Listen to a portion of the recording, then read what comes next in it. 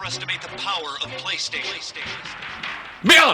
Beyond. What's up, everybody? Welcome to Podcast Beyond, episode 204. Yes, it took after 200, we were so sick of everybody, we couldn't be in the same room together, but the principal cast of Beyond is back. I am one of your hosts, Greg Miller, alongside someone I am proud to say, for the first time in about 2 years, PlayStation team member, Ryan Clements. Oh my god. Oh, thanks, guys. I'm gonna clap too. If you missed it, we have reformed the PlayStation team officially. Colin and Ryan are now working on the PlayStation platform every day along with me. Speaking of Colin, he only does everything. Colin Moriarty, how are you? Beyond, I'm fine. Thank you. I'm excited that we're all back. We're all back. Today's been a hectic day. It's been lots crazy. going on. But it's been a good day. A lot of embargoes, a lot of reviews. It's a Labor Day weekend here in the States. It's craziness. So it's a 3-day weekend, meaning people have Monday off, and on top of that, IGN is taking a half day on Friday. So Colin and I are trying to churn out reviews, shove them into video review formats, get things posted, get them out of here. Clement's doing nothing. I'm just sitting there. He's just hanging hanging around. Smoking stogies, walking around.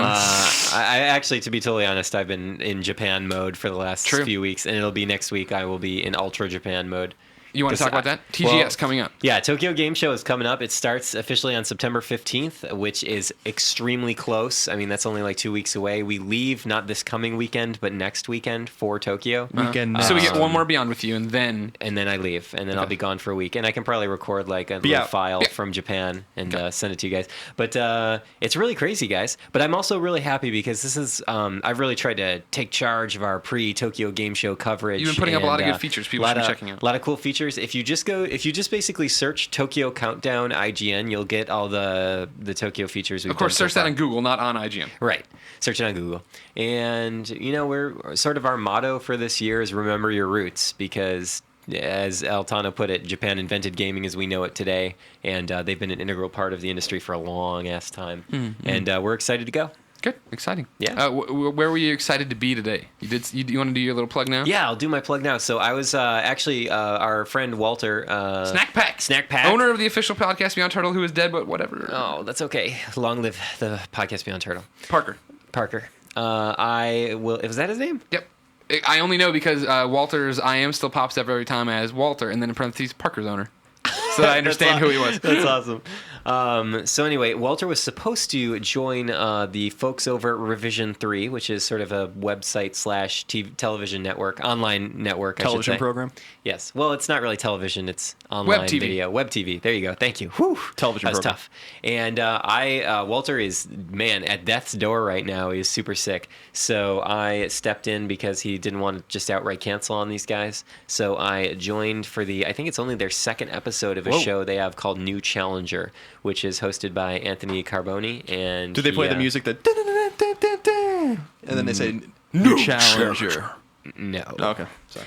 But it's a cool show because he basically reviews a game and then has guests on. Then they sort of review the review and they kind of discuss it with him. And I had the chance to go on and talk to him about Body Count, which I just reviewed earlier this week. And if you guys go to revision3.com and you find the New Challenger icon or button, it'll be live later tonight at some point. So what did you give Body Count? I gave Body Count a 6.0 out of 10. That come out this week?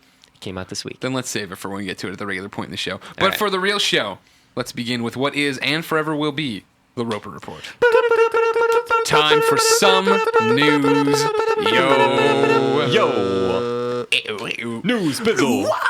All right, Colin Moriarty. Yeah. You formulated the Roper Report. I did. You put your own spin on the facts. Now you're gonna give it to us. You're gonna distill I haven't been spinning things so heavily at all recently. Yeah. But We'll see how you did this week. Okay, there are 8 items on the list. Okay. Item 1. Fuck you, Xbox. Oh, No? Is that That's not item wrong. 1? that's not nice. Wow. Alright. Why would you say something like that? That's because that's what you doing an impression of you. Why isn't Layer on the list? I love this voice. It's kind of Family Guy-ish. Yeah, it is. Yeah. All right. My Little ex-girlfriend used to do an amazing impression of the old guy. Like that's the guy you're talking about, right? Yeah. Like, Oh, yes. With the slight whistle. yeah. She like perfect impression. Fat ass back here. Okay, number 1. According to famous industry analyst Michael Pachter, Ooh, I know. PS3 is primed to outsell Xbox 360 this holiday season unless Xbox 360 receives a new price cut. Interesting. In a conversation with industry gamers, Pachter says, quote, If Microsoft does nothing, I think PS3 will outsell Xbox 360. However, my friends at Microsoft are extremely proud, and they absolutely refuse to tolerate the possibility that the PS3 will outsell the Xbox 360. I think they have the ads printed for the Xbox 360 price cut and will drop them on the instant they see PS3 sales greater than 360 sales. I don't think that's how ads End work. quote. Since PS3's recent price cut, sales of the system have exploded significantly, which is true. Yes. Thoughts? Interesting. Yeah, it is interesting. It's been close for a while. It has been. Well, not really. Not here. Not in the U.S. I'm just Okay. glad the PS3 is selling. Yeah, I'm glad people are buying it, playing some stuff. Because look, guys, I'm not going to lie, I have major stock in Sony right now. Oh, okay, good. And it's not a conflict of interest No, because not at all. I always forget about it, you know? Yeah, I always forget about it. Big deal. Why isn't Heavenly Sword on the list? All right. Yeah, I think that's interesting just because, we've talked about it before. PS3 already is technically outselling 360 worldwide, and will probably surpass its numbers, I suspect, by the end of the year. And it has a year behind on 360. So that's interesting stuff, but I don't think it's the price cut. I think it's the games that are compelling people and also where their Oh, friends no, are. that's the price point, though. Because, I mean, people have waited for so long. For people- $250 PS3? To get it cheap enough to where they can throw the money away and not think about it. Where Yeah. they can buy it and Uncharted and it'd be $3. $3. $300. $3. What a My deal. God. My God. Sony printed the ads wrong. Deflation. Listen, we really want you to play. Get PS3, your PS3s Uncharted 3, here, $3. Number 2, not surprisingly, Australian developer Team Bondi, the studios behind LA Noire, have been shuttered. The company is in, quote, administration, meaning it's in the hands of lawyers and accountants trying to sort out the company's situation in preparation for closing. This comes on the heels of stories chronicling the team's extensive problems during LA Noire's development. 7 years, right? Wasn't it 7 years? It was, remember that was supposed to be a Sony-published PS3 exclusive. Actually, I think it was supposed to be a PS2 game. Maybe I'm wrong on that. I don't recall. And then Sony was supposed to publish it on PS3. Then Rockstar acquired it and made it multi-platform. Anyway, we have fascinating stories, like in a fascinating exclusive about that from some time ago about the complete clusterfuck. I believe it's of why LA developing that Noire game. took 7 years to make. Yeah. Go check that. Google that. Yeah, Google or that that document. one you can come to IGN and search LA Noire and find it in the recent articles. Come to IGN.com. Google that document. Oh, that's what you did there because they got the Google documents. Yeah. They do. I use them. Number 3. The details of Call of Duty Modern Warfare 3's Hardened Edition have been revealed. The edition will come with a complete, with the game disc, unique disc art, a 1-year Call of Duty Elite membership, founder status on Call of Duty Elite, a steelbook case, and 100 plus page field journal. Wow. A lot of stuff. Yeah. You gonna get it? No. No. Okay. Number 4. Clements, anything? sorry. You don't want to get it? Huh? You want to get it? What? Oh, what? Oh, what? Maybe. Okay. No. No, I don't think you're Just a gonna normal game. Go get them, though, fans. After being confirmed for a European release, the Uncharted Dual Pack is now coming to North America. For $40, gamers can pick up Uncharted Drake's Fortune and Uncharted 2 Among Thieves together just in time to prepare for Uncharted 3 Drake's Deception in November. If they were brilliant, they'd make standalone trophies for those. What do you mean, like Uncharted- new trophy lists? No, I mean just put them under different names that when you put them in the system. Yeah, you've that's what I'm got- saying. Yeah, not different trophies. Just now you'd have Uncharted Drake's Fortune and then Uncharted Drake's Fortune dual pack trophies. Yeah, that'd be cool. Then you can I get would get 2 those more again. platinums. I would get Hell those yeah, again. I totally play that. I don't know if they're going to do that. They won't. They won't. No, do it. no. No, that won't happen. They haven't done it with any of the other games that came in the dual packs. Number 5, according to Japanese gaming magazine Famitsu, Persona 5 is indeed in development. Details from Atlas are scarce, but series veterans are reportedly hard at work on the newest installment, which is yet to be declared for any specific platform. Although I imagine it'll be a PS3 game. It'll be a PS3 game. Yes. I guess 360 game also because Catherine was multi-platform. Yeah, probably. Guys, I'm already excited for Persona 5, and it's just starting development. That's really sad. I'm looking forward to it. I like Persona 3 quite a bit. Yeah. I bet it's Yeah. not just starting development. I bet you that it'll be out next year. What? Ooh. No. And I bet you'll see something on it at TGS. Oh. Dude, I don't know. Oh, what? I feel like that's pretty early. Really? Persona 4 came out in 2008. No. Yeah. Not 8. Yeah. 2008. Yeah, December 2008. Really, Colin? Yeah, If I I looked doubt it up Yep. and it says 2008 in the date, Yeah. I'm going to give you a big hug. Okay. All right. Go ahead and look it up right now. I don't have the... All right. It does seem... I don't know. It sounds All right, about hold right. on. I guarantee it. All right, hold on. I'm going to... You keep going with the That news. sounds I'm right. gonna look Okay, it up. But in and out, already got this? Is this next Persona 4? Do you want to know how I know that? A, I looked it up like 3 days ago when I wrote a story about it. But B, I remember Jeremy Dunham giving me a copy of the game. And Okay. he was still here. Jeremy Dunham. One of the Podcast Beyond's founders. Dunamis, correct. Number 6. A special edition of Persona 4 is coming to the PlayStation Vita. Entitled Yeah, Persona buddy. 4 The Golden This new edition of Persona 4 will include a slew of new extras, including an extra character, more voice acting, and new wireless functionality. Yeah, buddy. Trophies too, bro. Oh, shit. Well, certainly. Colin, Yeah. I'm going to get up and give you a hug. Hold on a second. Let me confirm. I knew I was right. I know. You're always right. God damn it. My God. My God. What else you Persona got? 4 release date was December 9th, 2008, according to Yeah. IGN's Yeah. release calendar. Here comes the hug, everybody. Number You can't see it. okay. He's getting up. Come embrace He's getting me. up. He's rolling on the table. Now, there's more to it, obviously, than just the hug. They are of course, loves. I doubt this made the Roper report. But last night, Colin Moriarty, he only does everything, was ready to beat some biker's ass for Ryan Clements. God. That was It was scary but hysterical. We I were- just didn't want any trouble. We were on a ride home from IGN, Yeah. as we carpool these days. Yeah. And Ryan was waiting to make the final turn to his apartment, pretty Right. much. And he's up in the And crosswalk, about to turn. I would like. Well, no, hold on. I would like to note I never make a right turn on that street when I have a red light because I just had there's too many blind spots. And there was still some of the So, crosswalk out. Yeah, there's some of the crosswalk out. I was really just kind of getting ready to turn for when the light changed, but I wasn't planning on turning. I also wouldn't turn without turning to the right Yeah. to make sure there were no pedestrians wasn't about mad to about cross that, I don't think. into my view. Anyways, we're all sitting there having a conversation. All of a sudden, you just hear it's hard on the back, like a hard smack on the back of the car. And from the back driver's side, this guy rides up on a bike, screaming at Clements about like being in the crosswalk. And Colin loses his mind. Ryan doesn't even react, and Colin reaches across, and Clements has roller windows, so he's like reaching, roll down your window, Ryan. And he starts trying to roll down Ryan's window, and Ryan won't let him. So It's Colin. not that I won't let him. I was It about all to happens so turn. fast. It all so fast. So So Colin rolls down his passenger side window and then leans and cranes his head around the car to scream at this guy. I've never. It was such a perfect. Like never have I seen such perfect sublime insults thrown out at the drop of a hat. Yeah. It's like, you touch that car again, I'm gonna knock your fucking ass out. It was just amazing. Oh my god, it was so good. Well, guy that rode dude- away like a coward. Yeah, he did ride away like a coward. And that all right, so I was thinking about this. He was on the sidewalk with his bike. And the crosswalk's not for bikes, and nor should he have been on the sidewalk. So A, he had no business being mad at you because if he was where he was supposed to be, the car wouldn't have been in his way. And B, you don't, maybe knock on the window if you're mad at someone or whatever. I see that all the time. Bikers are like super bold in San Francisco, and most of them are fucking nuts, frankly. Charles. Yeah, Charles. Charles. And I was mad because like the guy smashed your car, Really? car. He slammed and then the he was top, gonna, he's really. gonna act like he's a tough guy, like. When four dudes are in the car, they could So just go. and no one was gonna say something to him, so I was gonna say something to him. I And he appreciate looked it. at me and he was like shrugging, like he didn't say anything, do anything, and then like rode away like a coward. So whatever. I hope he was listening. I hope he's a Beyond fan. Anyway, That'd be awesome. If I'm it sorry turned that out. I'm sorry that happened to you. You didn't do anything wrong. I was protecting your honor. What? I wasn't upset at all. I just see what I didn't want is for you to get out of the car and then start fighting this dude because then I wouldn't know what to do. I guess I'd have to park the car and get out and help. I 'cause would have to can't park just... the car. I'll be right back, guys. No, guys. I mean, like, put it in I the gotta find a park spot. so it doesn't roll into Anyone, the street. anyone have money for the meter? You're like clocking this dude. No, I'm not gonna fight anyone. It's like someone needed to say something to that guy though because obviously he was a complete pussy for doing that and he just rode away. You know. It was a little uncalled for. What I've seen is if a pedestrian's like coming into the crosswalk and the car's inching forward and don't see. I've seen people knock on the hood. Yeah. And just like wave, and that's fine. Like that would have been fine. But that was a pretty powerful like it sounded knock. like someone, like Greg said, it sounded like someone hit your car. Yeah. Like actually like banged you in the back. Yeah. So I very much I texted Colin after and I was like, thank you for defending my honor.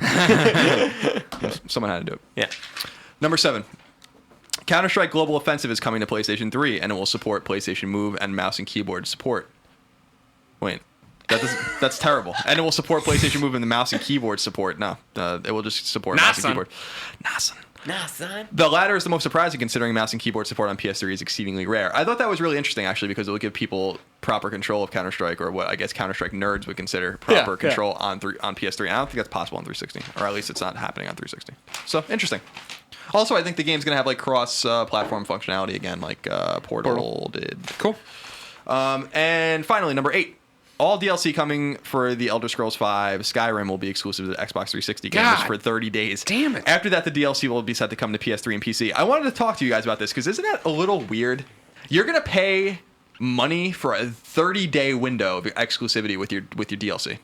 Well, now you're talking about the same thing we talked about at the GameScoop panel at PAX. Thanks for everybody who came out. It was called IGN Don't Hate Us Because We're Beautiful.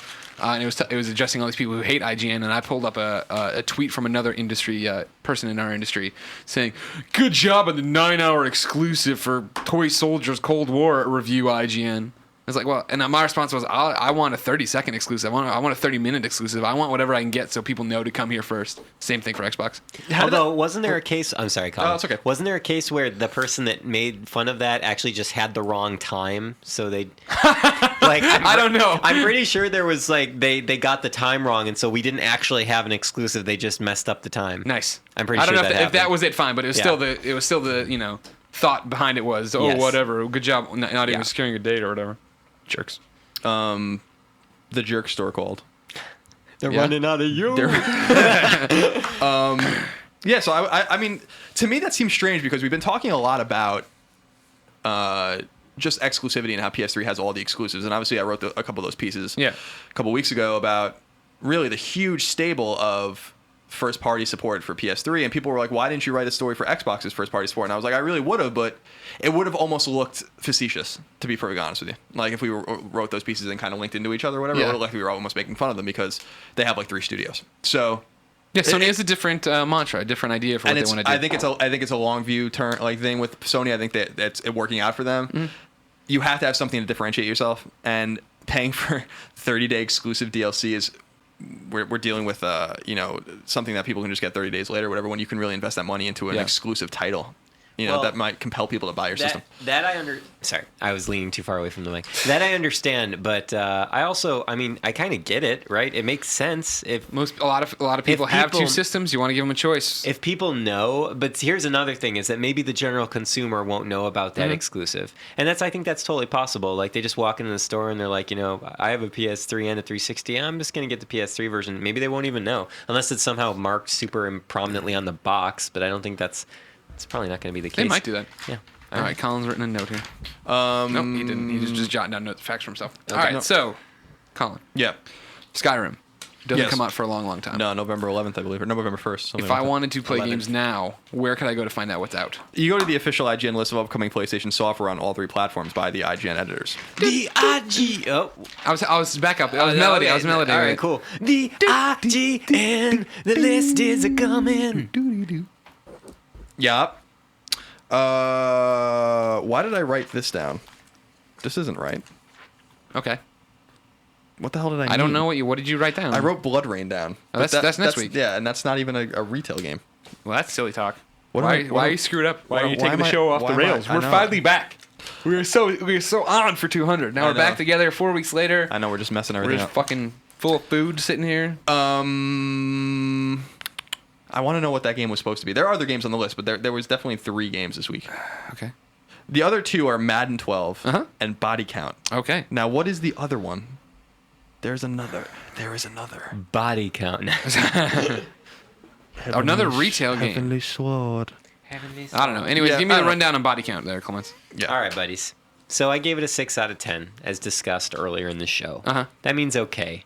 And what I think a lot of us forget about, remember, we talked about this yesterday on Unlocked. Okay means okay. It doesn't mean that you shouldn't play the game. It just means you probably shouldn't buy it. No, it's not an 8. Actually, it's not a 9. So it means they shouldn't play. Okay, Care about the game. No, I think that's totally ridiculous. I agree. Here's the thing. This is from the same studio. Well, not from the same studio, but a couple of the same people that worked on Black, which was a really successful PlayStation shooter back in the day. Came out in, I want to say, 2006. Yeah, Is that right? 2005, 2006. Um, It was at E3 in 04, I think. That was my first one. It was 2006. I know that. I'm pretty sure that's when it came out. I'm almost positive. Okay. Almost positive. You're real good about that Persona 4 date. Oh, snap. I know. Be owned! Well, I know. Vampire Strike. I know. I'm pretty positive with this one. Doesn't matter though. Same few people worked on it. I don't know if it's like the entire same team, but it's a shooter. It's got the idea is fun with a gun. They just no vehicles, no crazy shit like that. It's just putting you in a battlefield. It's kind of arcadey, and there's a lot of environmental destruction. But here's the thing. First of all, I had a lot of problems with this game, but the environmental destruction is actually not as I kind of want to use the word cohesive, but it's not as robust as games like, I don't know, Battlefield has a pretty prominent destruction system, right? And whereas in Body Count, like, sure, you can like tear through a few of these crates and there's maybe this door that you can shoot through, but then there are like huge sections of the levels that you cannot destroy at all. You can make bullet holes in them, but they can't be destroyed. Gotcha. I think that's a little janky. I mean, if you want to really celebrate the whole let's destroy things with bullets, you should probably make as many things as possible destructible in your game. True. Right? Makes True. sense. But, you know, honestly, one of the biggest problems I had with this game is that they're trying to celebrate the whole carnage, the crazy fucking explosions and shit in this game. And they give you these guns and, you know, they give you they're visually rewarding to shoot like a wall and you see all the chips flying off and everything is cool. But then the scoring system rewards you for very precise kill shots and careful grenade throws and really, like, careful things you need to do. You need to take your time to set this shit up, right? So you want to play one way, you want to just go shoot everything and have fun, but then you get a really bad score because you didn't have enough headshots. It was bullshit. Yes. Body count. Body count. And then Madden's Madden. Yeah, man. And Madden 12 is also out on PSP. And I still can't think about what the fuck that game was. There's definitely a third game. It's not ringing any bells. What could it be? Resistance? Nope. That's last week. I already beat it, though. Oh my gosh, spoilers. If I wanted to buy a digital thing, where would I go? There's a lot. Well, you go to the PlayStation Network first. Time for news. Yeah. What was that accent there? I liked it. I don't know. You had a little bit of an accent there. You Sound can like turn on Nico the light. Bellic. Oh my god. It's like your light on your desk. It I blinds me every turn day. the light on that Jim doesn't That like. reminds me of some stuff. That reminds me of a few things. That All right. reminds me of a few things that happened in the office recently. Yeah. I'm just saying. Okay. When we Should we turned on talk some about it? lights. Can we turn the light? No. Okay. Yeah. So let's talk about the downloadable games that came out this week. awkward. Not really. Nah. I'm fine. The Beyond Nation has heard our inner workings before.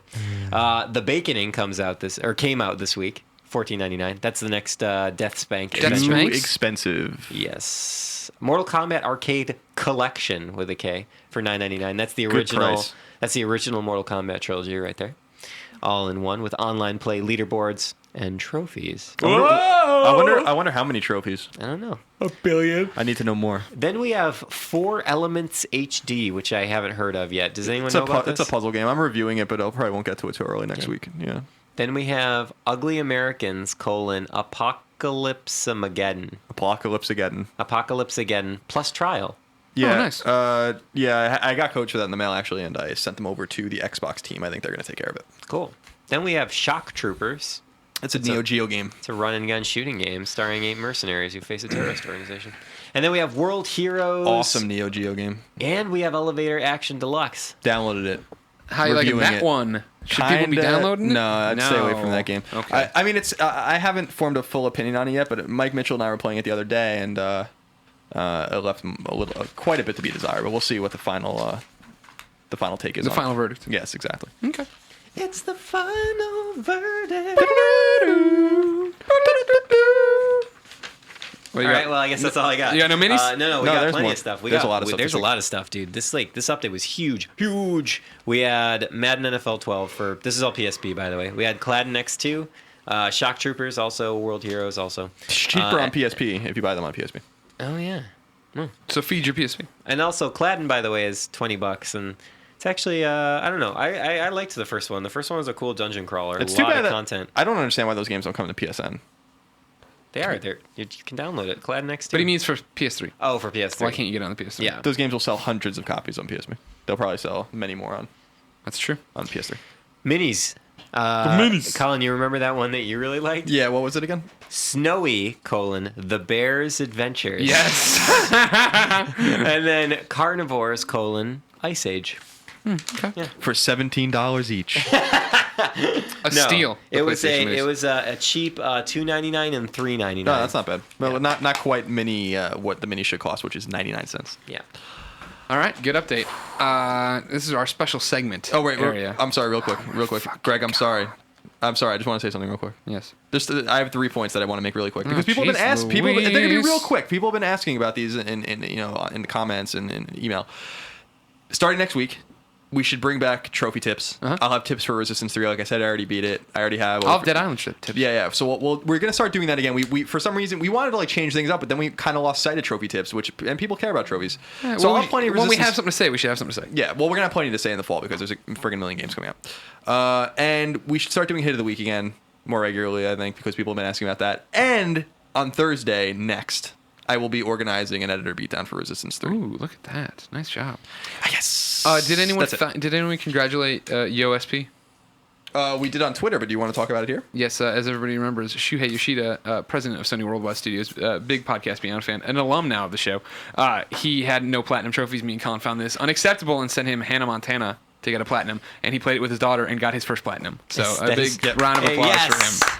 Good job. Also, Ryan was tearing up paper and threw some in his mouth. Also, really quick, do you want to? Because some people were mad that we sent this game overseas. So you want to because you want to explain how much of an arduous process it was? Everybody's like, here on Beyond we try to give away a lot of stuff. A long time ago we said we're no longer giving away things. Hold on, Scooter, come in here. Everybody, Scooter from 1UP is showed up. You're on the schedule for 3 o'clock. You're on the schedule for 3 o'clock. Yeah, man, I don't want to eat crap. For yesterday. Wait, this is This is Beyond. Yeah, we took the Tech Fetish podcast time. We're podcasting in the evenings, ladies and gentlemen. Yes. You said at 3 o'clock. How much longer? Because I was actually dealing with Scott Lowe about how I was going to move it to 2 o'clock, and he was like, "I'm not even in the office." Oh yeah, see, I took Scott Lowe's spot. I was going to be here till 2:45. 2:45. Sorry. Does that screw you over? You want to do that? Okay. Scooter, smile. Scooter, go Smile. Why do you smile? Go play Resistance. Oh, he's so Scooter. sad. He's not That's happy with us heartbreaking. anymore. We broke 1UP's heart. Too bad. Move on. Oh yeah. Anyways, we send stuff out to listeners a lot, but we don't send it international because it's a total pain in the ass. And then people are like, oh, I see you can send it to YoSP. You won't send it to me? Correct. We will make exceptions for the president of Sony Worldwide Studios. I had to fill out these custom forms. I had to have the receptionist walk me through it. Then there were some other forms I had to fill out. It's not easy to send stuff across the seas. So don't be offended. It's just that, Shuhei Yoshida is a friend of Podcast Beyond, and he's one of. I think you understand how special that was, ladies and gentlemen. Yeah. And speaking of special segments, I have a brand new special segment. It's called This is for when I get an email and I just don't know how to process the information. I'm gonna turn on the light here. Podcast Beyond Light. Your paper's getting So abducted. our initial installment of a wah comes from John. Beyond.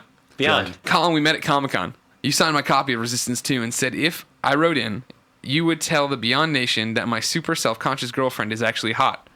Yeah, I remember that. Yeah, okay. Is she hot?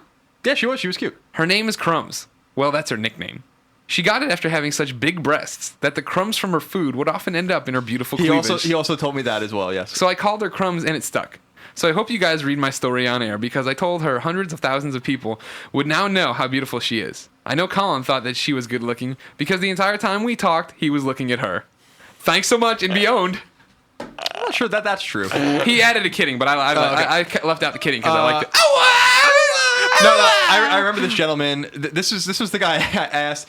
So I moderated the Resistance 3 panel at San Diego Comic-Con, and afterwards, I was with Marcus Smith and some of the guys from the team and some of the voice actors. Marcus Smith, of course, is the producer of Resistance, and he Marcus Smith was signing people's games and stuff. And this gentleman came up to me and asked me to sign his Resistance game, and I was like, you realize the guy that created the game is like 2 feet to my left, so you could just have him sign. But he was very nice. And did he get Marcus Smith's signature eventually? I think so. There yeah. you go. And I do remember. Yeah, Crumbs. I do remember that encounter. Nice people. Good. Thank you for coming. John, to the send a Resistance photo Bar. of you and Crumbs. Yeah, please Me and do. Clements would like to weigh in. Yes, I want to weigh in. Okay. I'll just say that she's beautiful anyway. But Send in, but make sure there's like a cheeseburger on her chest and see like, see, she's so bad at eating food. This whole In-N-Out burger fell on her. All right, Yep. ladies and gentlemen, Yes. it's time for an often overlooked segment here on Beyond called Toe. Topic of the week. The PlayStation team here. Well, kind of. Hold on, I'll get to that in a second. Anyways, IGN put up its top 25 list of PlayStation 3 games yesterday of all time. Ever. of all time. We got them here. Obviously, whenever we put up a list, we do it just to annoy you. Because obviously no one can ever be happy or just be respectful that their games are on there. So, Colin, as fast as you can, read down those 25 lists. From 25. From 25 to number 1. 25, Burnout Paradise. 24, Demon Souls. 23, Ratchet and Clank: A Crack in Time. 22, Resistance: Fall of Man. 21, Borderlands. 20, Valkyria Chronicles. 19, Fallout New Vegas. 18, Metal Gear Solid 4. 17, Dead Space 2. 16, Infamous. 15, Vanquish. 14, Catherine. 13, Bioshock. 12, Uncharted: Drake's Fortune. 11, God of War 3. 10, Grand Theft Auto 4. 9, Little Big Planet 2. 8, Batman Arkham Asylum. 7, Infamous 2. 6, Red Dead Redemption. 5, Heavy Rain. 4, Portal 2. 3, Fallout 3. 2, Mass Effect 2. And drumroll, 1, please. Uncharted 2. Among these. I think Andre sums it up best. There is one way to describe the list. Complete bullshit. Yeah, Andre, thank you for your kind words there. Yeah, we'll get to all. I've pulled out 5 people who wrote into beyond@ign.com. Plenty of people on the article commenting against it. To answer the number one, because a lot of people were asking this, because I guess they couldn't figure out the article too much. Luke wrote in his PSN, if you want to make him hit of the week, is a basket case 5-7. Basket case 5-7.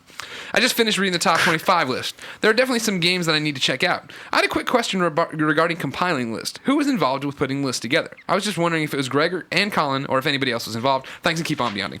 No, thanks for reaching out, Luke. This year, what we did is me and Colin went into a room and planned out a list. We said, here's what our perfect list would look like. What are we overlooking? We thought about it for a while, blah, blah, blah. Then we bring in Casey, editor-in-chief. Then we bring Ryan Clements, PlayStation at the time, Hound, now PlayStation team member. Yeah. Things would be different. Anyways, brought them in, brought in Damon Hatfield, brought in some other people who know different genres maybe that we were overlooking, maybe we were being stupid, and had them bounce ideas. We moved stuff around. We tried to come to an agreement. The big thing we went for this year is that in the past, right, we sit down with these lists and we have to go, well, let's cover everything. Right. Let's have something on there. Well, obviously, MLB The Show is a great game. That we need to have some kind of sports. Oh, well, Street Fighter is great. Let's get that on there. Blah blah. And it's not that it's disingenuous. Great games, obviously. But you can look at the review list and go, oh, well, I need a good sports game. There's a good sports game.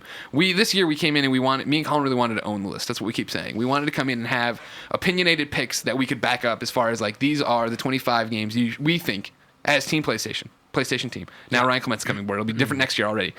Come on, and these are what you should be looking at. That's the way we looked at it. That's the way we tackled it this year. Yeah, and I think it was a good way to approach it because, like Greg said, like we felt the need to have certain games on there that we know people really respect, and this year we wanted the list where we can look at it and be like, these are games that we really love since we wrote the list and we're standing behind it. And it's our pictures on every one of them, right? And it can't possibly, encompass everyone's opinions on an IGN. Nonetheless, everyone's opinions out there, which you can see clearly by reading the comments. And we also know that no matter what that list said, people would be upset about it. Yeah, so and that's totally fine. Really, it's totally cool. It's not really relevant. Because here's my whole thing. I'll let you know, Greg Miller behind closed door IGN secret. Goodness. I hate lists, man. I like the idea of them. I love the idea of, hey, here are 25, 100 games that we think are great, blah blah blah. The order of them is usually so arbitrary in my mind, at least. Do I really care? Burnout Paradise is a great game. I'm going to tell you to play it just like I would tell you to play Grand Theft Auto 4. You know what I mean? Like, and they're apples and oranges. What are you in the mood for? Do you want to kill a hooker or do you want to race? Well, there's now different number ones on both those lists. However, Ryan, as we announced at the beginning of the show, you're now a member of the PlayStation team. Are we calling ourselves Team PlayStation? No, that's team? a holdover, remember, from when we didn't have teams. But now that we're back to being teams, we're back to being the IGN PlayStation team. All right, so we are the IGN PlayStation We're back to being the IGN PlayStation team. Should I change my email signature, maybe? Yeah, if you want probably to do that. Yeah, huh? sure. Yeah. What would you remove, add? What do you think of the list as an outsider to the process? You came in. You're the whole reason Ratchet and Clank is on there. We didn't have Ratchet and Clank on there because we were kind of burned out on that. Thank you. Yeah. First of all, it's a great list. Phenomenal list. It's not, Thank you. It's Suck it, Andre. I can understand the utter bullshit. Complete bullshit. Well, complete. Utter would have been good too. Utter would be really good. I'm sure that's been posted somewhere. There's just some phenomenal like when you look at a list like this and you're like, wow, like look at this lineup, Yeah. Look at it. You guys looking at it? Oh, it's beautiful. Here's a few things. Obviously I'm the one dissenting opinion on Infamous. I respect the games. I probably wouldn't have them as high as they are. Both of them or just one? Probably both of them. Okay. Reminder for kids at home, what are they ranked as right now? Right now, the original Infamous is at 16, and Infamous 2 is at 7. Gotcha. I would obviously have Valkyria Chronicles and Vanquish probably a little further up. Ratchet and Clank I would totally have further up. But again, this is an example of someone coming just from a different gaming background. Totally. I would love to have Mod Nation Racers on there and stuff, but it's like I understand that I'm just goofy and there's ball of better You're games. not goofy. I know. I love you. Thank you. I'm super happy about Mass Effect and Uncharted being so high up there. Funny story there. Oh. Gear writes into beyond@ign.com. I was reading your top 25 PS3 list, and I must say that I'm unusually happy with the outcome. Good. We pleased him. Anyways, to my question, Greg, you've admitted that you find Mass Effect 2 a better game than Uncharted 2. So I was wondering if you guys kind of felt obligated to pick a PS3 exclusive as the number one game. The answer, no, Gear, not at all. He's referencing the fact that, if you remember, Uncharted 2 came out when it came out 2 years ago, and then Mass Effect came out in January of the next year. So they didn't get to compete for Game of the Year that year. So I wrote a piece after playing Mass Effect 2 saying, I think Mass Effect 2 is a better game than Uncharted.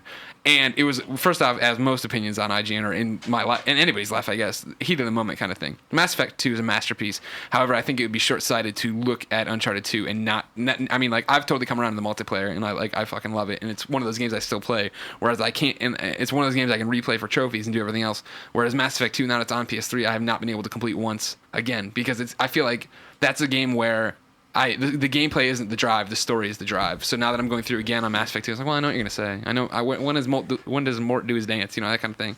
So it's a little bit different. So now again though, apples and oranges. What I would say today, I don't know. But again, now you're talking about a room full of opinions. It's me, Colin, Casey, Damon, Ryan talking about it. So it's not. This isn't Greg's top 25 list. Even though I'd probably put Uncharted 2 there nowadays. But I don't regret the article, so suck it. Oh, there you go. You know, honestly, guys, you know what's funny is that I'm better when I have my collection of games in front of me that I can look through. We were looking at our trophy list for this. That's smart. That's fucking smart. But yeah, it was. I would have Ratchet and Clank higher, and honestly, the only thing that makes me a little disappointed about this list is the game that I've talked about for years on Podcast Beyond, which is Eternal Sonata. Still, I think one of the finest JRPGs ever made in the last 5 to 10 years. That was a good game. Very linear though. Well, yeah, but again, and you even played the inferior version still. I still think you should go back. I played it on 360. I still think you should go back and play the PS3 one for trophies. Wait. There are no trophies. Yeah, or that's I would right. have. Yeah. Anyway, if that game had sneaked its way onto the upper echelon, the upper threshold of the list, you know, the Eternal Sonatas? Yeah, in the top 20s, I would have been really happy. But otherwise, I'm contented with this list. Although I could seriously fucking, shit on God of War and Grand Theft Auto. No, I'm just kidding. Those games are great. But I wouldn't have them that high either. Gotcha. I mean, it was a cooperative thing. I mean, when I look at the list, there's a lot of compromises. Yeah, I mean, we made a lot of compromises. Like Burnout Paradise wouldn't have been on my list. Demon Souls wouldn't have been on my list. I didn't play Valkyria Chronicles. Metal Gear Solid 4 and God of War 3 straight up wouldn't have been on my list either. Here we go. Andre, Mr. Complete Bullshit had a real point too. Okay. I would think you would put Metal Gear Solid 4 in your top 5 just to maintain your credibility. Putting it that far down, what number is it? 18. Putting it that far down, along with some other things on the list, makes me question if I should ever listen to your opinions again. What? Wow, Andre's fired up. Andre's fired. He says you might just lose a Beyond listener. My God. To that I say, Andre, go ahead and leave. I don't negotiate with terrorists. I don't care if you want to. Again, it's just opinions about games, ladies and gentlemen. Yeah, Let's calm down. First of all, it's video games, and second of all, none of us reviewed that game. You don't like that? No, I totally forgot something. No, I was like, we didn't mean to offend you too. No. Okay. Anyways, yeah, I'll go back to it. Okay. When you guys are done. I mean, Metal Gear Solid 4. I'm a Metal Gear fanboy. Everybody knows that. Like, I love Metal Gear. I like to think I'm probably the most knowledgeable person on The Office. One of the biggest fans of it. Outside of Mark Ryan. Mark Ryan. Yeah, Mark Ryan knows a ton too. But it's just like 4 doesn't hold up. Don't get me wrong. You hear people on the internet, and you see once in a while behind closed doors here when we're debating lists like this. People give Jeff shit for giving it a 10. Everyone always forgets, and I let him forget that I was second opinion on that, and I didn't say totally not a 10. Blah blah blah. It was the heat of the moment and the fact that. Of the moment. Dude, you're really off key on that one there, bud. I was doing the... Telling me what I wasn't off key. I wasn't off key. No. Ladies and gentlemen, write into beyond.ign.com. Let me know. Anyways, I think in retrospect, it doesn't hold up the way I think most people did. Great game. I still think it's a great game. I totally agree, man. When I first was playing through this, I was like, this is fucking amazing. Yeah. And then I think back, even thinking back on it, I was like, It's one of those games where I still have the great moments. Like I always tell that story about how first off I drove around all over San Francisco trying to find it when it got misdelivered to a different IGN to a non-IGN office, and then when the second night when I was ready to go to bed at 11:30, and then I got to Act 4 and we went to spoilers Shadow Moses again, and I lost my shit. Yeah. I was up till 1:30 again playing it. It's like. Those are like touchstone gaming moments that not every game gives you, and I won't forget anytime soon. Yeah, absolutely. To me, it's like I think people, I talk about MGS4 and how I couldn't really get through even the third act or whatever because I was just like, I don't like this game. I don't want people to lose sight of the fact that, and I really didn't, I only played MGS3 for a little while too because I was like, I just don't really feel this game, But I loved Metal Gear Solid, and especially Metal Gear Solid 2, which I think is a 10. Like I love The story's so bad in Metal Gear Solid 2, I love dude. Metal Gear Solid 2, and I love the enemies in Rose? it. But like, so I don't want people to lose sight of the fact that I'm not a fan of Metal Gear, because I am. It's the same thing with Resident Evil, which is like, I love the Resident Evil games, and I really hated Resident Evil 5 because it's just not a Resident Evil game. And to me, Metal Gear Solid 4 felt more like a generic third-person shooter than a Metal Gear game, and I just wasn't feeling it. You know what I mean? So, everyone has their different opinions and stuff, but I'm always going to be looking forward to the next Metal Gear Solid game in hopes that it's great like the first 2 games That's were. why when Peace Walker comes out, play that with me. Do some co-op with me on that. PS3. Yeah. No, it's already out on PS3. No, I know you're not going to touch that. I have it on PSP. I played it for about 10 minutes. What'd you think? You hate it? I don't really like playing games like that on PSP. All right. All right, I totally forgot, guys. Okay. I really forgot something very important Oh, to me no. that's not on that list.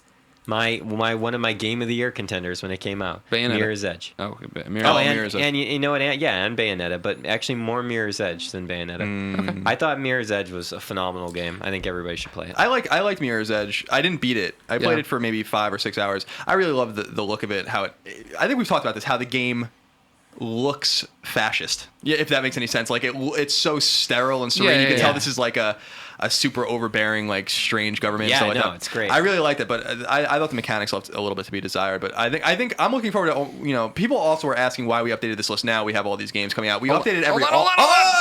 Ah! Oh, wait. I thought somebody asked that. You're right, but I don't know where it is. Yeah, anyways. We update the list every August. So Exactly. So a lot of people were like, "Why didn't you wait until it You was just Resistance updated 3 this. and You blah, blah, updated blah." this list 2 months ago, IGN. That's not true. We actually updated it. 366 days. Yeah. We originally last time it was published on August 30th, 2010. Then we published it August 31st, 2011. So let me just say this: the one game I really wanted to be on the list, and Greg will attest to this because we talked a lot about it. The one game I really know it is. wanted Can I on the say list. it? Yeah, Castlevania. yes. And to me, Castlevania would have been in probably my top 10. So I love that game. I love Lords of Shadow. God, I think that game's. I still gotta play that I think the game. game's awesome. But everything else, when I look at it, it's like, I might have changed some things around. The one thing about Uncharted 2, I remember Greg and I had a conversation, and we were like, well, what's the number one game? And we both were like, Uncharted 2. Yeah. Like that game is. I mean, it's That game is immaculate. And I don't think you could make a compelling argument. I think you can even make a compelling argument not only for Mass Effect 2, but for Fallout 3. I think you can even make a compelling argument for Heavy Rain. I think you can make a compelling argument for Red Dead. There are compelling arguments to be made. But I think we agree that Uncharted 2, it's not because it's an exclusive. It's because that game's fucking awesome. Exactly. And Mass Effect 2 is awesome. In fact, you should play every game on this list. Agreed. So, All right, we yeah. have some more questions here. Okay. Jeff writes in with one. I was just perusing the top 25 PS3 games of all time. My curiosity was piqued when I saw Infamous at number 16 on the list, and I thought, they decided to keep the original instead of the sequel to represent it in the top 25. Interesting. I'd think it's worth more than number 16, though. Then I saw Infamous 2, and my mind went, shut the front door! As I continued to look, noticing Fallout, Infamous, and Uncharted all had 2 games on the top 25 list. I was under the impression, listening to other IGN podcasts, that you had to pick one game to represent the franchise in the top 25 list. Why the deviation from the policy? The answer, Jeff. we don't agree with that policy. Well, it's not a policy. It's not. I mean, first off, you're allowed to do what you want as far as these lists, and that's why they change so much, and that's why we want to keep them fluid, and we want to keep us a personality-based site. The one I think he's talking the most about is top 100 modern or top 25 modern games or whatever. Was it 100? I think it was 100. Whatever. The top modern games. We made a point to say we want you to play the best of the best. So here are the best of the franchises. And when we sat down to do this one, Colin and I talked about that for a while, and we basically were like, if it offers something different. If you notice, the ones we doubled up on are story-based games, right? Story is a huge part of Fallout, of Uncharted, of Infamous. Little Big Planet, no. Little Big Planet, we were like, Little Big Planet 1's a great game. Little Big Planet 2 carries over all the created content and does all the stuff differently and it improves on it. So it doesn't need to be that way. Right. If we thought Infamous 1's story sucked, you know what I mean, we thought Infamous 2 was better, we'd only put Infamous 2 on there. It's one of those things. And I think we were trying to be reasonable about it too. Like you said, I can't recommend you Fallout 3 without recommending you Fallout New Vegas. They're both awesome. One might run a little bit better than the other. And I can't recommend you Infamous without Infamous 2 because there's no way in hell you like one and not the other. That doesn't make any sense. But with a game, we were trying to be more reasonable with it. We talked about Fall of Man being on the list, and I love Resistance 2 more. But Greg likes Fall of Man more, and we had to kind of compromise on it. Now, Resistance 2 would have been on my list, along with Fall of Man. But they're fundamentally the same game. They're story-driven shooters, but they're shooters, and story's not the most important thing in those games. Gameplay is. I would argue that with a game like Fallout and even Infamous, what compels you to play is both the gameplay and the story. Great. Here's one from Jamie. Jamie writes in and says, I saw the updated top 25 PS3 games yesterday and was pleased with the list, especially the little surprises like Vanquish. Good job, Colin. He fought really hard for that one. Yeah. Thank you. I did fight for Thanks. that one. Hey, Colin. Yeah. Air high five.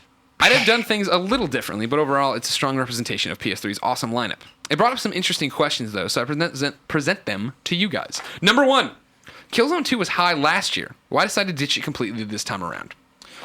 That's one I fought for and lost. Not lost, but we compromised. You know what I mean? You have to make room for other games on here, and we have to. And it's one of those things when we were stacking it, and it was like, would I recommend BioShock or Killzone 2? Well, I'm going to recommend BioShock. Am I going to recommend Metal Gear or Killzone 2? Well, I'm going to recommend Metal Gear. And it's one of those things that slowly just went down and down, and there was nobody there fighting hard for it. Yeah, I mean, that's the thing is, again, this list this year is all about ownership. Next year it'll be about the 3 of us owning it instead of really the 2 of us. And, I think Greg and I have been pretty vocal, and probably especially me, that I don't think Killzone is really anything special. And I beat both of those campaigns, and they're fun and they're okay, but they're overrated. And in my opinion, I think people look at these games as being like gems when they're not. And, I loved Killzone 2's campaign, and I loved multiplayer. And that's what always comes back to me. But then again, I'm always talking about how I don't have strong legs in a first-person shooter argument. You know what I mean? Like, I like Killzone, and then I burn out on Blackout. I burn out on every Call of Duty. Yeah, and Battlefield doesn't work, and I'm like, well, no big deal. And Killzone 3 was not going to make the list because it's Killzone 3. I got bored with. Yeah, it's like I beat it, but man, it was tough to get through that game. It was really not fun. Clements, should we have kept Killzone? Do you think? Should we have lost one of these I other really games? enjoyed Killzone 2, but I feel strongly about the other games I mentioned. Okay. Yeah. Yeah, I mean, I think I look at the list. I'm like, this list is balanced. It's got great games on it. Games everyone should play. Everyone should take the time to play every one of these games. And I should take some of my own medicine, play Portal 2 maybe, and Portal 2 so good. Valkyria Chronicles. I'll give you another insight, ladies and gentlemen. I was fighting hard to have Portal 2 way towards the top. Yeah. Like not number 1. I was still leaving. I think I was pushing it for 2 for a while. Yeah, you had it wasn't at number 2, and Portal 2 is my front runner for game of the year. And I know, don't freaking yell at me. I'm aware Uncharted, Skyrim, and all this other crap's coming. But at the moment, dude, Portal 2 and Deus Ex. At the moment, Portal 2. I'm kidding. I haven't played it. I still haven't played Deus Ex. Oh yeah, and actually, it's interesting that that'll be something to consider for next year. Yeah. There's a lot of great games. That's one way of putting it. Jamie, I really liked it. Jamie's final question here. So far. If you were to place the 25th on the list, what would it be and why? The 26th, you mean? 20. What did I say? 25th. Okay, I mean 26th. He said 26th. Okay. Jamie was not wrong. Greg. Oh, so I'm allowed to just add one. Yeah. What would you add right now at 26? Oh, he's thinking real hard. I can go if you want, since I've already thought I had the chance. I really enjoyed last year's list having Mod Nation Racers at 25. Especially, and Colin will attest to this, I've been playing more and more Mod Nation Racers again. Yeah, I walked into the living room like the other day, and I looked. It was awesome. Made a double take at the TV. He was dumbfounded. He's like, "Why are you playing this?" I'm like, "Oh, I bought all the DLC while ago and I didn't play it, so I'm going through for some easy silvers, and I just hit level 30, and I'm doing this, and I'm thinking about getting the platinum." Blah, blah. And literally, like 30 minutes later, Colin walked by again. He's just like, "I just don't understand why you're playing this." No, fine game. I have it unopened on my shelf. I haven't even played it. Missing out, dude. I would add Lords of Shadow. Like I said, I think that game is fantastic, and in many ways puts God of War to shame. I know that makes people angry. It's really fun, by the way, when you think about it. Just take the 3 games we just mentioned as like the things that we wanted on there: Mod Nation Race, and then there's Lords of Shadow, and then for me it would probably end up being Eternal Sonata, even though I have a really strong attachment to Mirror's Edge. It's like, it's funny that it almost represents like our 3 personalities a little bit. Adorable. I think that's really interesting. Final one. I am a vampire hunter. Well, that's that's why you're gonna love Festival of Blood. It invokes all the old school Castlevania nostalgia that you kind of live for and celebrate. Sure. And Greg has that like fun loving sort of party like mentality, and then I'm like the geeky Japanese dude that it's all in Chopin's dream. There you go. It's crazy. Spoilers. All right, final question before we move on from topic of the week. Dear Greg and Colin, this is from Nawaza. Dear Greg and Colin. Yes. He wrote into beyond@ign.com like everybody else should. Dear Greg and Colin, please confirm or deny the real reason Metal Gear Solid 4 is so low on the IGN's list of top 25 PS3 games is because it has no trophies. Confirmed. Denied. It's so low on the list. Of course we're denying it. That's not true. We've already covered it. I just thought it'd be funny. I thought you'd say confirmed. We can move on. No. I actually read that email, and no, obviously, Denied. Whatever. I mean, we put Metal Gear Solid 4 where we felt it should be. If people on this team felt more strongly about it, then maybe it would have been higher, and maybe we'll have a different conversation next year.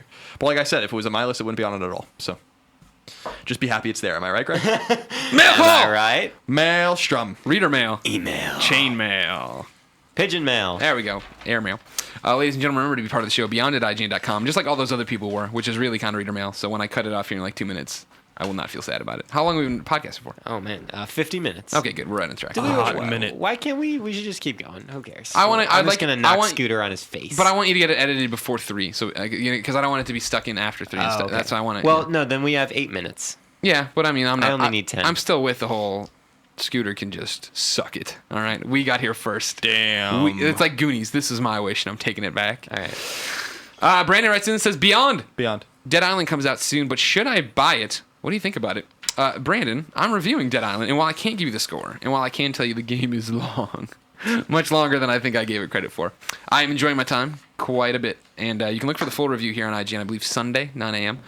And you can also, bum around. I just did a PlayStation conversation about it yesterday, which was now spun out into this thing called preview review, where we were previewing the review, and you can see me play it's a review preview. I don't know. I think it's a preview of a review, so it's a review preview. Right? I thought I'm previewing the review, but I see what you're saying because it's like Dead Island review would be the review of Dead Island, so preview review would be the review of the preview. So this is the review preview because I see what you're saying. Yeah.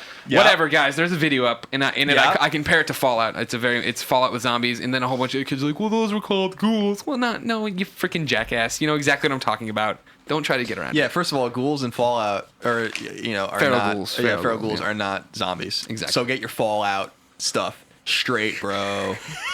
Anyways, look for that review. I think. I was excited for it when I saw the trailer. Then we saw it in action. I wasn't sold on it. I played it a little bit. I wasn't ready for it. If I was in your shoes, knowing what I know, I'd buy it. I'm pro that game. I'll tell you that when I've watched Greg play it extensively at home. Yeah. And I was interested in that game. I thought it looked cool. But I sat down and I was kind of enamored by it. I started playing it last night. I couldn't play it for very long because I was too attached with trophy hunting and Resistance 3. But I'm definitely going to play through it myself. Excellent. Yeah. We're going to play through it together, hopefully. We can probably get 2 Beyond fans in there. Sure. Josh Merchant writes in with some quick fires. Colin, Yeah. Are you going to have any editor beatdown for Resistance 3? This is your chance to plug it again. Yes, we're going to do it. I'll announce the plans on Thursday. We'll play a little 8-on-8 deathmatch, etc., and so on. There are no online trophies, so we can't farm for that, but it'll be fun to play and get online and hang out with everyone. Cool. Ryan. Yeah. Last week you mentioned you were loving Deus Ex Human Revolution. Yes. Is this your game of the year, or at least your favorite RPG of the year? He put you on the spot. Yeah, I don't know. I don't know if it's going to be my game of the year because there are a few other things I'm really excited about this year, including Skyrim. Great. But it's you should just still play it. Oh, yeah. It's really good. Greg, last week I asked Colin how he was liking the house of Miller, Moriarty, Mitchell. House of M. I still like PlayStation Home better. Yeah, the PlayStation Home. How is it going for you at the house? What is it like sharing your house with your trophy nemesis? Josh Merchant, I am enjoying it quite a bit. It's a lot of fun. We're having a great time. I haven't lived with dudes in, I think, what was it? I told you for like 7 years. I've had roommates since then, but like they've all been chicks, whether I was dating them or not. Right. So it's fun. Sunday night I came home from PAX. I've been partying all week with you fans. Thanks again for coming out. What did we do? We went out and got wasted on a Sunday. It was totally random. We just were like, yeah, let's go. You guys. Mike's like, I'll pick you up from the airport. It's like, and I'm like, cool, I want wings. And then that turned into like 4 pictures and shots and all this stuff. Yeah, and then we just went. And then Mike, there's a great picture on Twitter of Mike Mitchell passed out on his bed. Yeah, and like Colin 11. posing with him. I just want to say, next time you guys get wasted, invite me. You were sick. Yes. Oh, that's right. Yeah. I probably was. Marzareth writes and says, Beyond. This coming week, we'll see the release of 4 notable games. Dead Island, Driver San Francisco, Resistance 3, Warhammer 40,000 Space Marine. And I'm not sure which one to get, since I won't get them all at the same time, blah, blah, blah. Which one should I get if I can only play one? Ooh, tough one, right? Can we even recommend any of these yet? I have played or at least seen demos of all of these games. Right.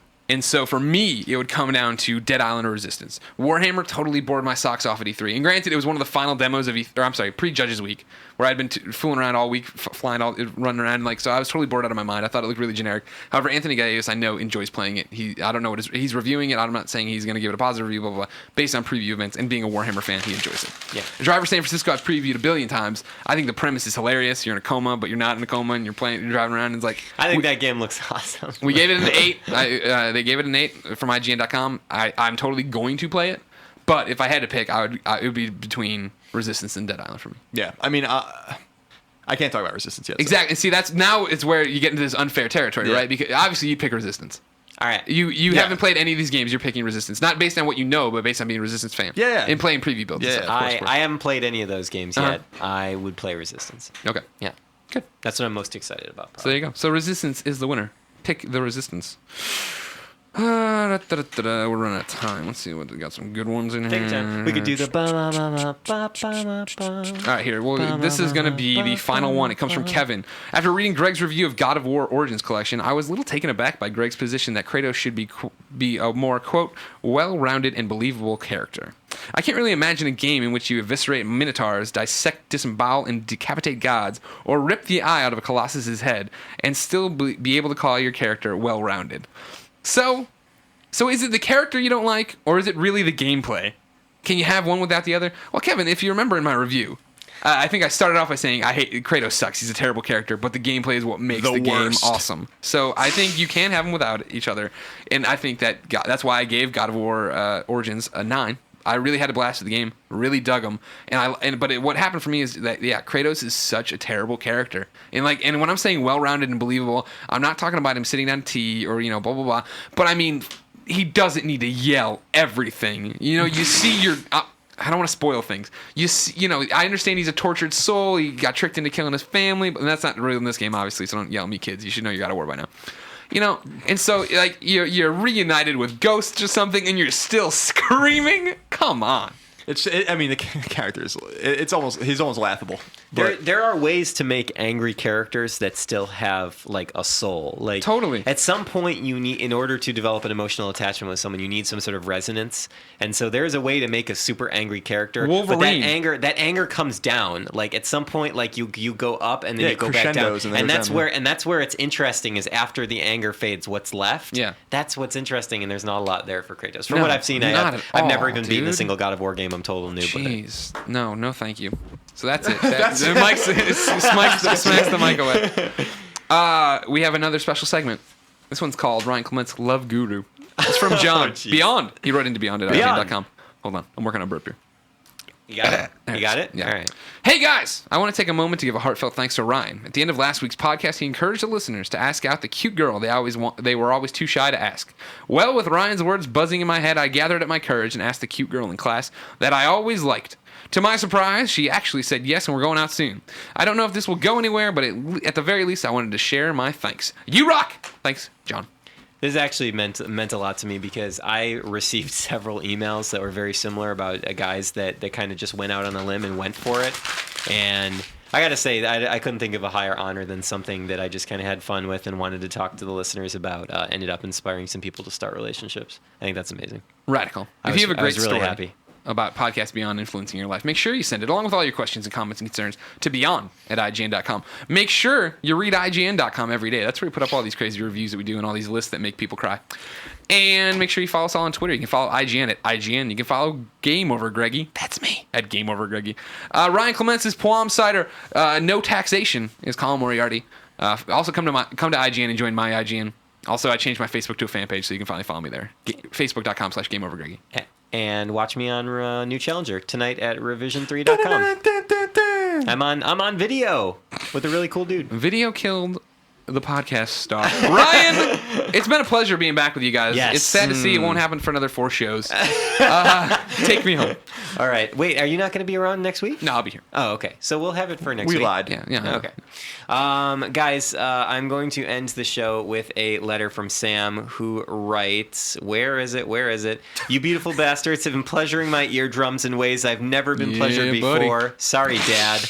Also, my apologies to Ryan. The song doesn't actually have anything to do with Final Fantasy because he named it Final Fantasy. I just wanted to get your attention. Thanks. This is Sam. An important P.S. The song is called Eve. It's off my latest Labels. Goodness. Latest album entitled Vertical Sleep. Well, not on iTunes yet. You can check out all my music and more on my YouTube account. The channel name is The Elliot B. The Elliot B. B is in buzzing bee. Thanks, and love you. This is from Sam. Thank you, Sam. I'm going to play Eve right now. Beyond. Why isn't Heavenly Sword on the list? I have never felt alone. They hide me in my dreams and follow me home. You're a slave to a system, one without a man. They'll take your contributions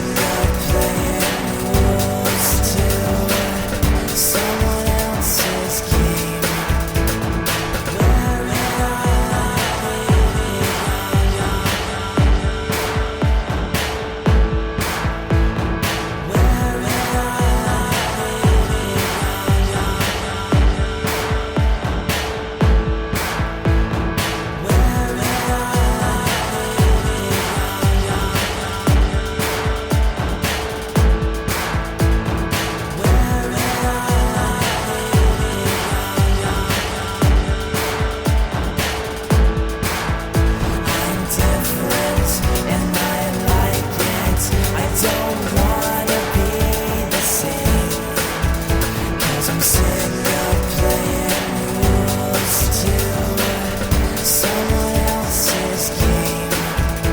I'm different and I like it. I don't wanna be the same, 'cause I'm sick